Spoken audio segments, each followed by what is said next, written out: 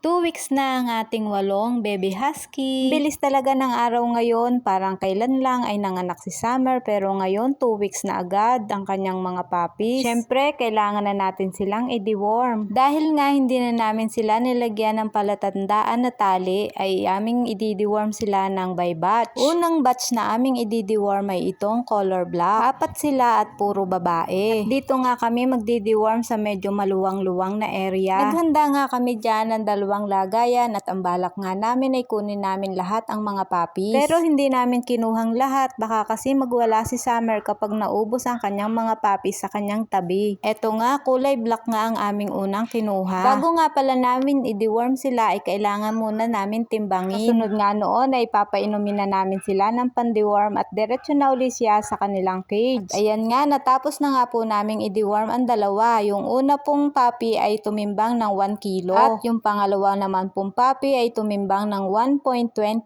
kg. Yung dalawang pupping kulay black na naiwan ay halos parehas na parehas talaga ang kanilang markings. Sa bigat nga lang sila nagkatalo kasi nga yung isa ay tumimbang ng 1 kilo and 1/4 na at yung isa naman ay 1.20 kg.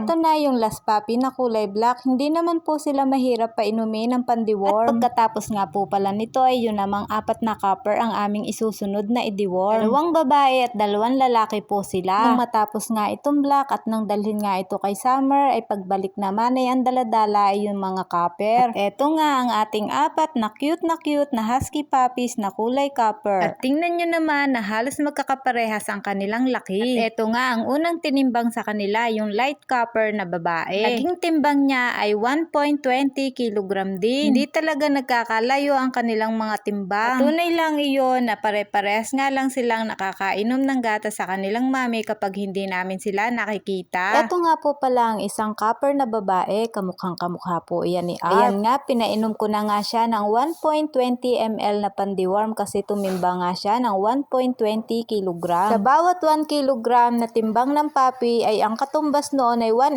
ml na pan-deworm. Pwede naman po tayo na lang ang mag-deworm sa kanila kaysa naman po sa ibiyahe pa po natin sila sa murang edad nila. Basta tama lang po ang ating gagawin pag-deworm sa kanila. At eto na nga po, yung 2 male na lang po ang aming i-deworm. Yung isa pong kulay ay medyo light. Ito pong nakasakay sa timbangan ay medyo dark po ang kulay kaysa doon sa naunang tinimbang. Pare-parehas talaga naging timbang nila kasi nga itong dalawa ay 1.20 kg din. Eto na, tapos na po ang ginawa natin pag-deworm sa ating 8 husky puppies. At ang susunod po nilang deworm ay after 2 weeks na ulit.